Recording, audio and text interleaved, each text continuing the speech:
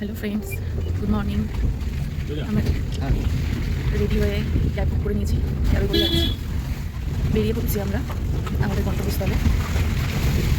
তো দেখা যাক, আমি আর হাজব্যান্ড বেরিয়ে পড়েছি। সকালের ওয়েদারটা দেখে ভেবেছিলাম খুব ভালো ওয়েদার, কিন্তু হঠাৎ বৃষ্টি শুরু হলো। ওয়েট করে আছি কটা পরে। দেখতে দেখতেই পৌঁছে গেলাম আমরা আমাদের গন্তব্যস্থলে, Netaji Subhash Chandra Bose international airport.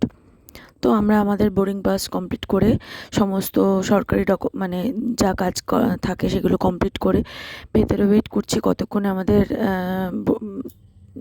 Boarding time শুরু হবে। তো এর মধ্যেই দেখতে দেখতে কত প্লেন যাওয়া আসা কত কিছু হচ্ছে। যেহেতু আমাদের ফার্স্ট ট্রিপ, তো আমাদের খুবই আনন্দ লাগছে। আমরা বসে বসে সমস্ত কিছুতে এনজয় করছি। কত প্লেন ঢুকছে, কত গাড়ি পরিষ্কার হচ্ছে, কত কিছু কতগুলো ছেড়ে দিচ্ছে। তারপরে দেখতে দেখতে অনেকক্ষণ ধরে বসে থাকতে থাকতে আর ভালো লাগলো না। লাস্টে আমরা কফি নিয়ে আসলাম। কফিটা তো নিয়েছি, কফির দাম শুনে তো মাথা খারাপ। কিন্তু এয়ারপোর্টে যদি কফিই না খাই তাহলে আর কি মজা। যাই হোক, বেশি না, দামটা মাত্র 390 টাকা নিয়েছিল। আমাদের কাছে অনেকটাই ব্যাপার।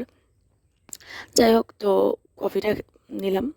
বরকে বলছি তুমি খাও, বর বলছে যে না তুমি খাও। এদিক ওদিক খুঁজছি যে আমাদের অফিসের সমস্ত স্টাফেরা এসছে কি না। তো সবাই চলে এসছে। আমরা আমাদের বোর্ডিং টাইম শুরু হয়ে গেছে।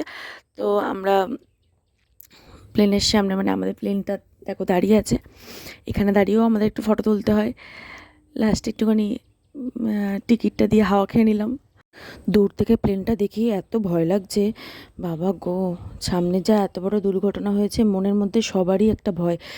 যাই হোক, প্লেনে ওঠার সময় আমি তো অবশ্যই নমস্কার করে নিয়েছি। ঠিক জায়গায় বাবা, তাড়াতাড়ি ল্যান্ডিং হয়ে যাক। দেখতে দেখতে দেখি প্লেনের ভেতর থেকে ধোঁয়া বেরোচ্ছে।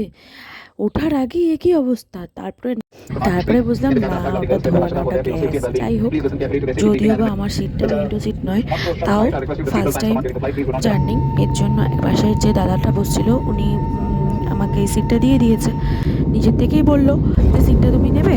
তাহলে আমি বললাম ঠিক আছে, এই সুযোগ কি ছাড়া যায়। তো প্লেনটা টেক অফও করলো। টেক অফ করার সময় আমার খুব ভয় লাগছিল, মানে মারাত্মক অবস্থা, কিন্তু বরের একটুও ভয় লাগেনি। আমি তো ওর হাতটা চেপে ধরেছিলাম, বাবা রে। দেখতে দেখতে আমাদের টিফিন দিয়ে দিল। ঘন্টাখানেকের মধ্যেই ল্যান্ডিং করে গেছে লাল বাহাদুর শাস্ত্রী এয়ারপোর্টে। তো এখান থেকে আমরা সবাই একসাথে হয়ে আমরা আমাদের হোটেলে যাব। তো বেনারস যাওয়ার এটা ছিল আমাদের ছোট্ট একটা মিনি ব্লগ। ভালো লাগলে প্লিজ পাশে থেকো আর লাইক কমেন্ট শেয়ার করে দিও। টাটা।